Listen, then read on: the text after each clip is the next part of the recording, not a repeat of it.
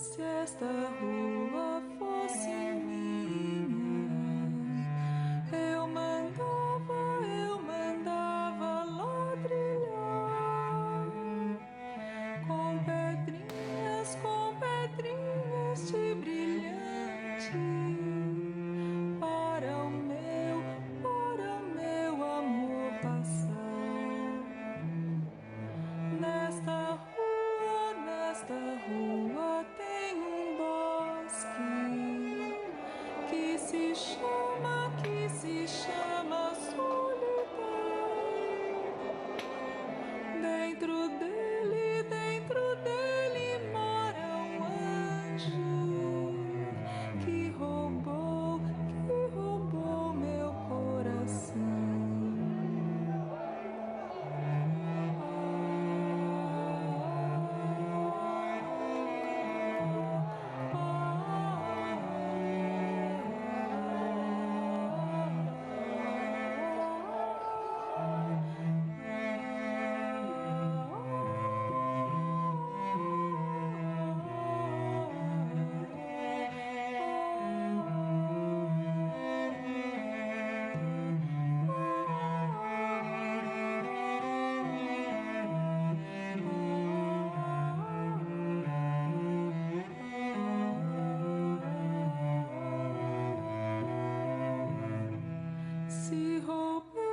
Se roubei teu coração, tu roubaste o meu também. Se roubei teu coração, é porque te quero bem. Se esta rua fosse minha, eu mandava ladrilhar.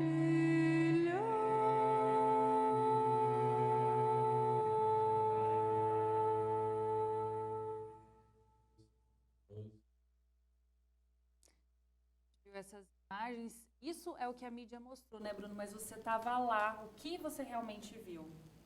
Olha, é interessante você falar da mídia, porque a mídia tem coberto, eu acho até de uma forma bem próxima, o assunto, dando muito tempo a esse assunto, e os manifestantes, ao contrário, não têm gostado de alguma coisa e dirigem gritos de ofensa à mídia o tempo inteiro, inclusive falando que não precisa da imprensa, o que não é verdade, porque se não repercute na imprensa, dificilmente o governo vai se programar, vai se sentir obrigado a fazer alguma coisa.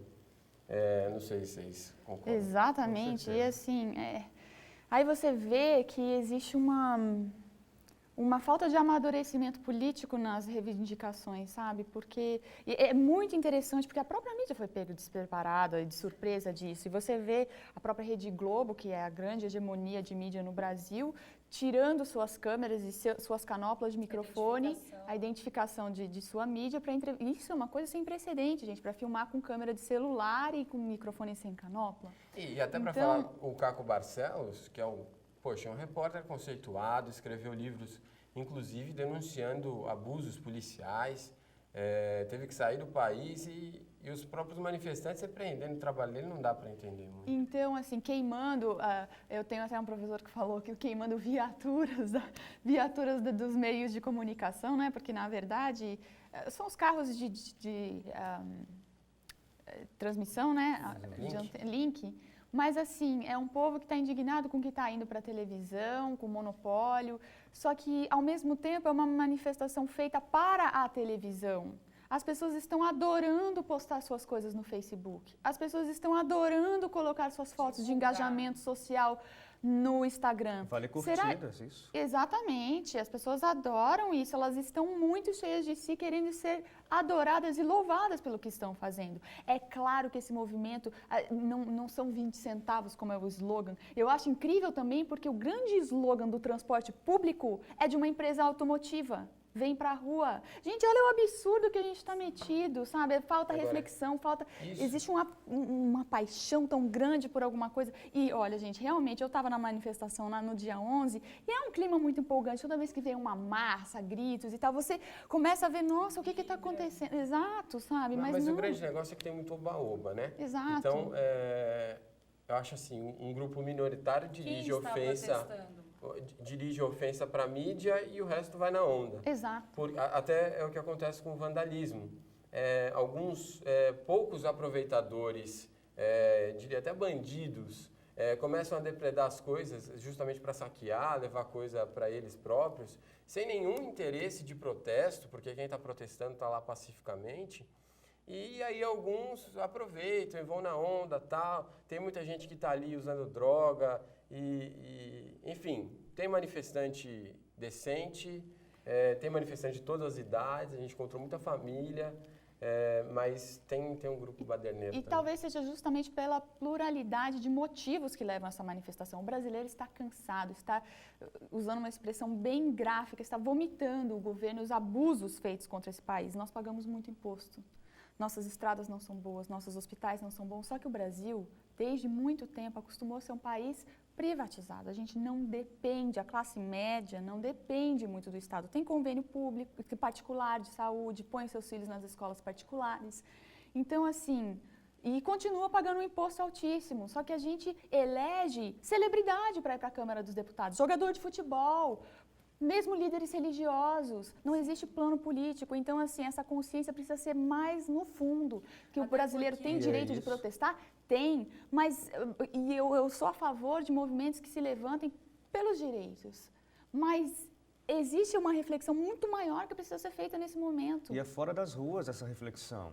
É interessante, mostra um certo amadurecimento, eu ainda tenho meu pé atrás quanto a esse possível amadurecimento político, mas o que eu vejo é que falta esse amadurecimento, falta educação política das pessoas. Tem muita gente que está aí na rua protestando, mas não sabe nem as razões pelas quais ele está indo. Está indo pela acho que o massa. Bruno Está até gritando pode- slogan de futebol. É como se você Sim. estivesse gritando dentro do estádio, O gente. Bruno até estava nas suas, acompanhou que a massa mesmo não está presente, não é a classe dos trabalhadores, porque quem está lá são mais a classe É mais alta, classe tipo, média, que tá estudante. Mas é quem realmente tem sofrido bastante com Mas esse... aí o curioso é que, por exemplo, tem muito jovem, eu li um comentário em algum lugar que falou assim, é claro que é jovem que está protestando, são eles que têm tempo, quem trabalha não tem tempo para estar lá protestando. Isso a gente vê porque, por exemplo, nos ônibus que ficam parados em decorrência das manifestações, muita gente apoia o protesto também. Então, tem todos esses lados assim que... Mas realmente, eu acho que falta um amadurecimento da maior parte, inclusive nesse caso de achar que não tem que ter partido, assim, que os partidos fazem isso, né? Porque não tem nenhum que cumpra o que faz, ou que fala. Mas, enfim, vai muito Bruno, longe. mas vamos ver agora o comentário do sociólogo ainda falando sobre os protestos.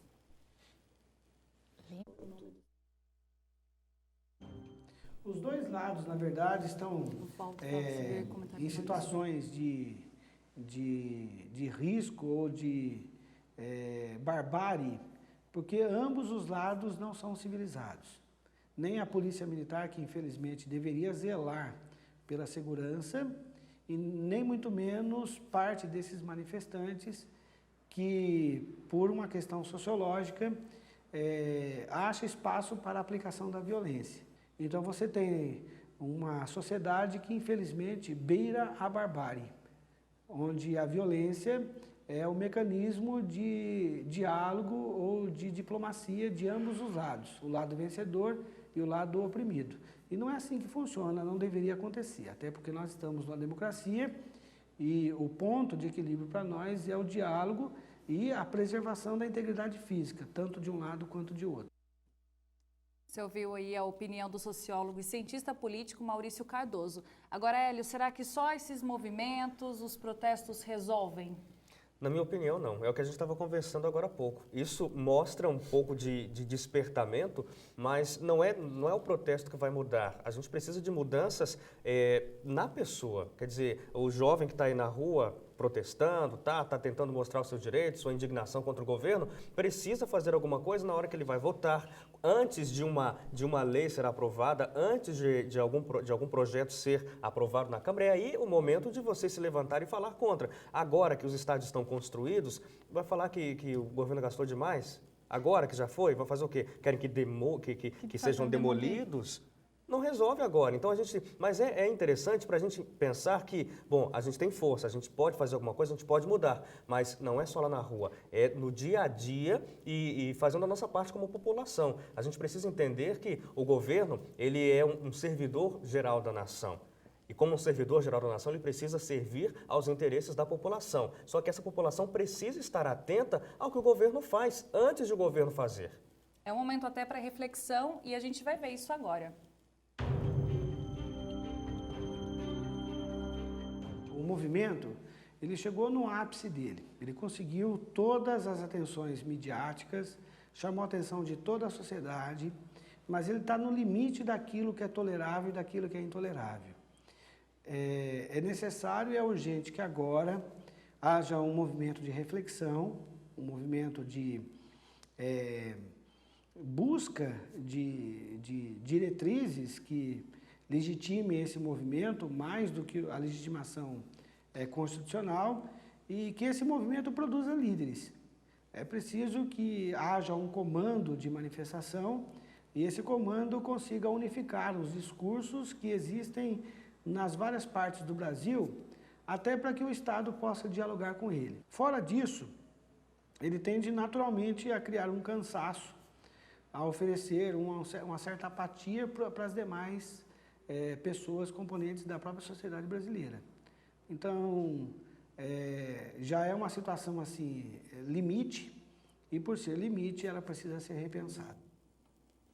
Larissa, entre tantas reivindicações, parece que o povo está meio perdido, né? Eu acho que o povo está desgastado, Flávia. Essa reivindicação, que a gente já vinha falando, é um exagero do que tem sido demais para o povo brasileiro. Só que o que me chama a atenção é a falta da vontade do diálogo. Como não tem uma pessoa para se falar, parece que as pessoas só querem colocar a sua indignação, mas sem a necessidade de ouvir. Num diálogo existem duas pessoas conversando, uma ouve, uma fala, e existe sim a possibilidade da gente estar errado, ou da pessoa que está errada tentar se retratar pelo seu erro. E o que eu vejo é uma falta de disposição, pelo menos do lado da sociedade em geral, de querer entrar em um diálogo, mas também, sabe, essa questão também pudera, com tanto abuso, com tanta coisa que a gente foi obrigado a viver goela abaixo, como conversar? Mas fica aí o alerta que o Hélio Moura falou anteriormente, ele falou assim, é um alerta para dizer, o povo não é bobo. Bom, a gente está encerrando esse segundo bloco, mas daqui a pouco a gente volta para falar sobre os protestos, especialmente sobre a corrupção. Voltamos já.